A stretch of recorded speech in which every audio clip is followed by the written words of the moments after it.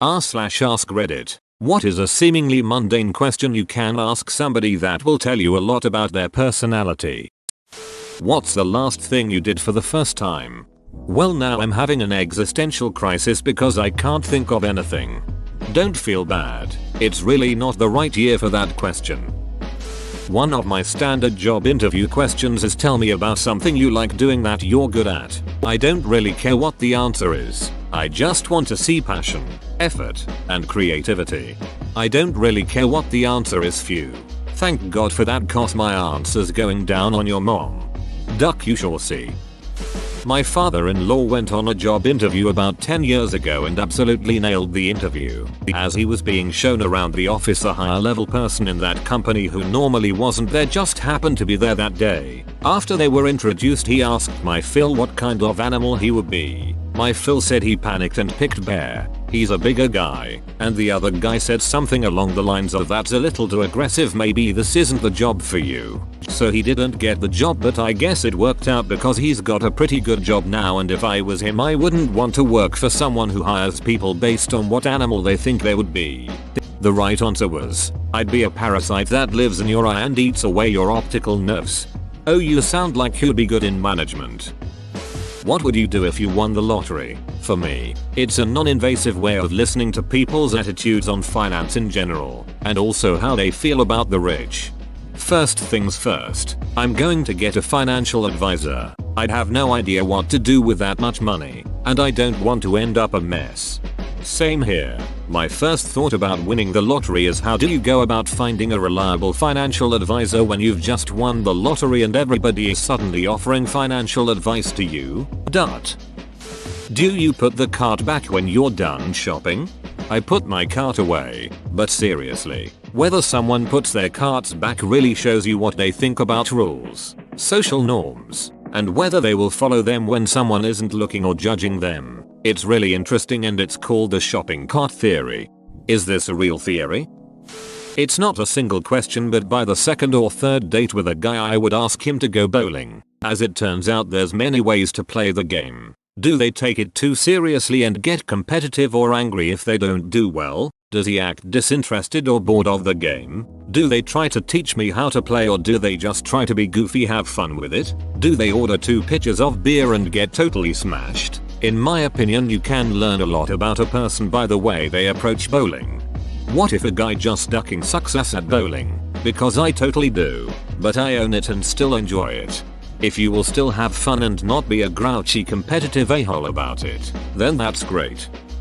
What book would you like to live in? A really big one. Practical, I see. Did I just see you digging through the trash? I didn't know we were playing Stardew Valley. Duck you, Alex. I hate you anyways. Got this one in an interview once. How do you go about eating a muffin? Learned a lot about muffin anatomy that day. It was a bakery after all. Edit. The bottom is also called a stem BTW. Just in case anyone needs some muffin trivia in their back pocket. Edit 2. Also known as stumps. Yes, this was a highfalutin place, so they preferred to refer to them as stems. Oh, he knew a guy at uni that sat at his desk, naked, and just slammed his face down into him like a dog eating out of a bowl. Guy was weird AF. I knew a guy. Sure you did. Naked muffin eating man. I've shared this before, but I feel it's pretty relevant and a great way to find out more about a person. Years ago I went out on a first date with this girl I met online. I thought she was very attractive and we had so much common that I thought she was perfect. In addition to that, we seemed to hit off well through texts. So I figured this date would go well. We're at this bar and she suggests we play a people watching game where we try to make up backstories for the other people there. I thought it sounded fun, especially since I played a similar game with friends on the train sometimes. Plus it felt like a good icebreaker to get us talking. Well, she managed to take all the fun out the game by being ridiculously cruel in all her assumptions for no real reason at all. It felt like she was projecting issues she had onto these people. Like one guy was sitting at the bar alone. Could have been waiting for someone. You never know. But because he was alone, he was a ducking loser with no friends that hates his life. I tried to steer the game back to a more light-hearted mood, but she was set on being mean. Completely killed the mood, and after that I lost all interest in her. I just couldn't see myself going on a second date with someone like that, even if she checked all other boxes. However, I did learn that it's a dumb and usually fun game you can use that will really tell you a lot about a person and how well you get along with them. I am like the most boring person to play this game with. Everyone is a spy, all of them. Backstories differ, but they're all spies. Every last one, lol. That's when you switch up the game a little.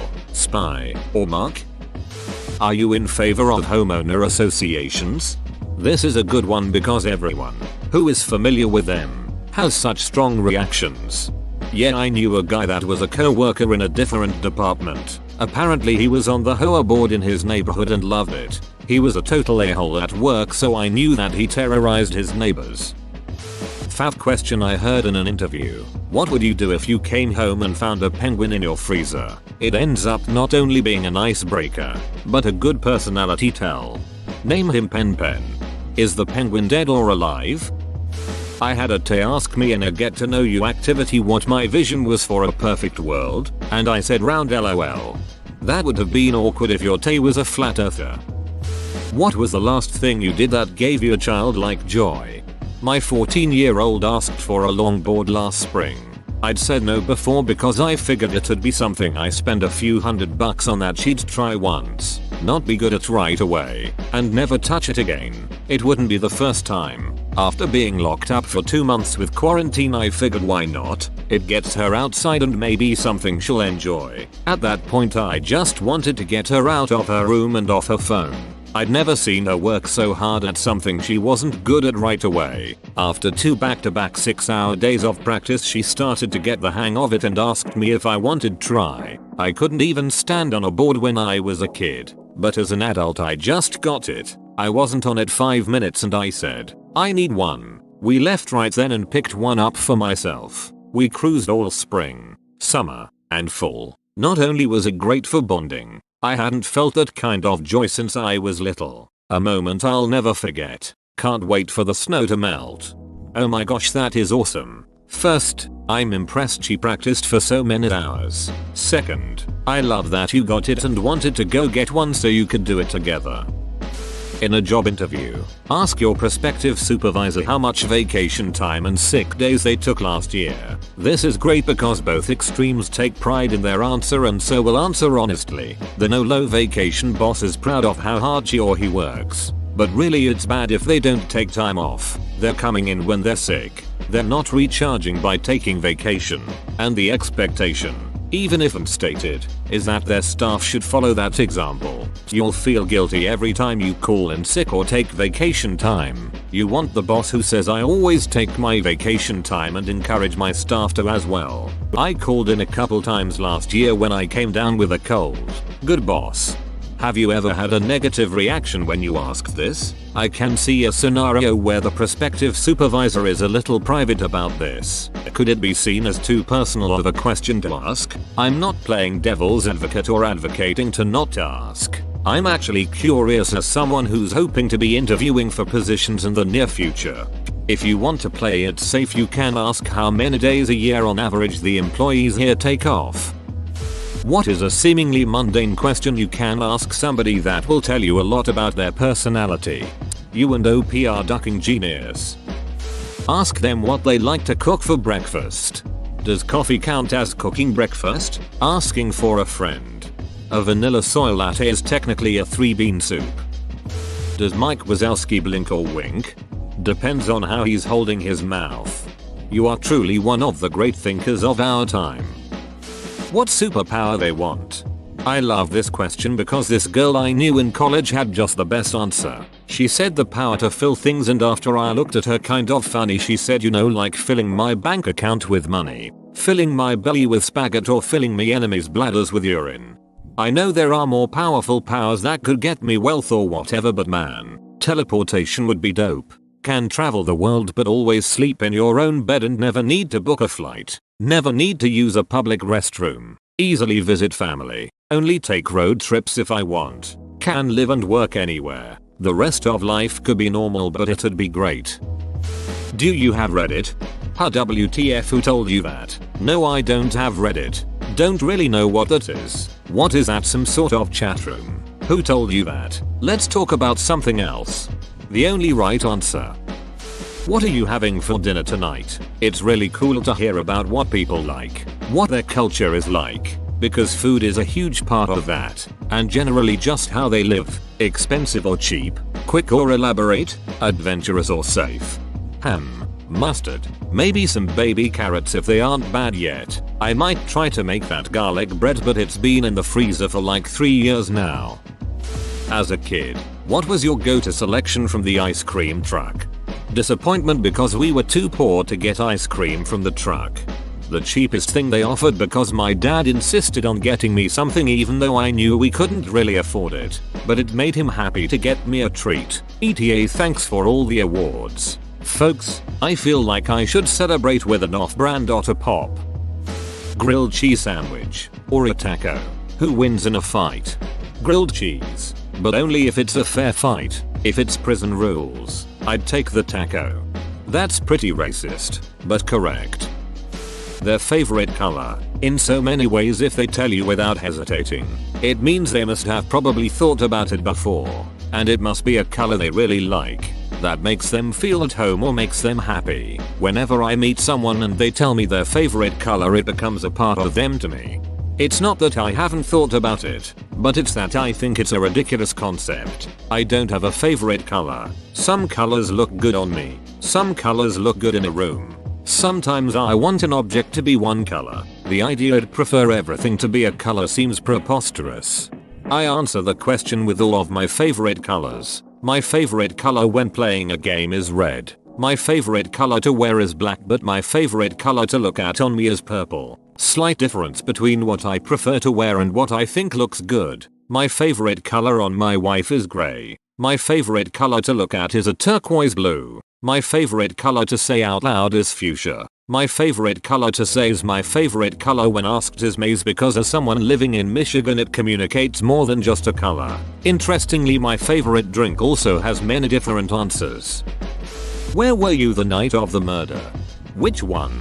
I'm going to need you to be more specific. When I interview people, I always ask them what their favorite type of crisps, chips to you across the water are. It's a throwaway question that's just designed to help them relax a little. But over the years I've noticed that people who give me a very classic brand flavor are very steady workers. Those that tell me they like a newer brand flavor have been generally less reliable and prone to distraction. Edit. Jesus Christ, this got a lot of weird hate. To attempt to answer a few things that I've seen pop up a lot. Yes, I know this isn't a thing. Obviously it's not a hard and fast rule. It's just an observation I've made over the years. It's literally an icebreaker question I use to help put people at ease if they're nervous. I don't use it to make hiring decisions because I know it's not a practical or useful way to hire. I'm an executive chef for a pub company in the UK. I've been in kitchens for 17 years and I'd hazard a guess that the sample size is around 600 people. I'd hate to be interviewed by you. You're dong arsehole prick cockumble wank pheasant etc. Cool, I'm not interviewing you. Can you calm down now? You're racist. Potentially. I'm a white male. I understand enough about the world to know that I may have racial bias. But I know enough about myself to know I wouldn't pick someone based on race or ethnicity. My kitchens, like most, are full of people from all over the world and they're picked for their skill sets and experience over anything. I literally want the best people for the job. That way my kitchens run smoothly and efficiently. You're biased. If I am, then it's subconsciously. I would have to be presented with two absolutely identical candidates with the only difference being crisp preference to have it form part of a conscious decision. I eat generic brand and flavor. What does that make me? I literally don't know or care. I'm sure you're a wonderful person unless you eat salt and vinegar Pringles. In which case, you have a lot of hate in your heart. Snack preference profiling, huh? Are you a snackist? Think his hiring process is weird? You should see what he does when he lays off staff. My husband used to work for Bed Bath and blah blah. He told me part of his job was to put carts away. He said that was his favorite part about the job. Wasting time walking around the parking lot finding carts and putting them away. He got to be outside, chill by himself, not have to deal with other worse tasks, etc. Of course this story only came up after I gave him some shit for not putting the cart back one time. This story was his elaborate rationale for not putting a cart back and to prove he was in fact a nice, normal, compassionate human. Normally, a fastidious cart returner, I started to leave my cart, thinking I was actually being nice and even more compassionate than ever before. I probably only did it to 5x until I realized he's just an a-hole who has now made me into an even bigger a-hole. I now get to think about how much we are both a-holes in our own ways every time I return a cart. Do you install your toilet paper with the flap over or under? If they say under, they're heathens. This is one where I know I'm the outlier, but I don't understand why. I genuinely don't care. I put the roll in however it happens to be oriented. Over, under, whatever. I have no idea why this is a hill folks will die on. There actually is a reason why though, if you want to know. It's got to do with the tension for when you pull off a piece. If you grab the flap and pull to tear, if it's the under flap, it will cause the roll to continue to roll in that direction and unravel more than necessary. But if it's over, the weight of the roll will stop the motion from continuing in that direction and make it easier to tear the piece off. I'm doing a poor job of explaining because I'm not a scientist, but try it sometime and see for yourself.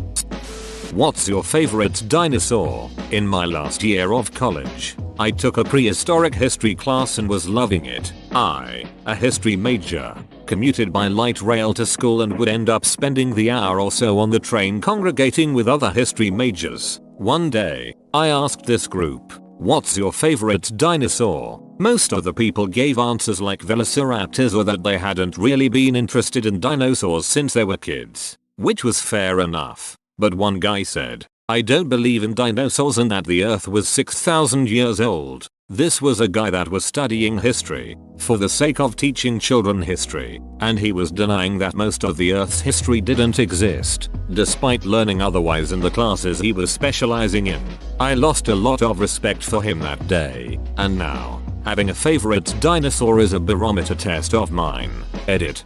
Thanks for the awards. But please don't feel the need to spend money like that for Reddit awards. My favorite is the Archaeopteryx. But I usually tell people that I like the Brontosaurus since its name means thunder thighs. Edit 2. Yes, dinosaurs are technically prehistory. I did not use history correctly in the academic sense. I appreciate you all for pointing it out since it was a teachable moment. But I would love it even more if you could also include your favorite dinosaur with your comment pointing that out. D.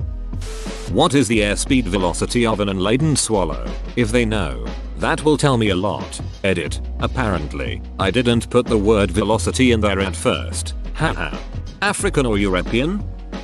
What soup they like? Vanilla soy latte. I see you made it this far down. Love the reference from the same thread. Asking about why something ended, be it a past job or a relationship, you learn a lot pretty quickly about someone.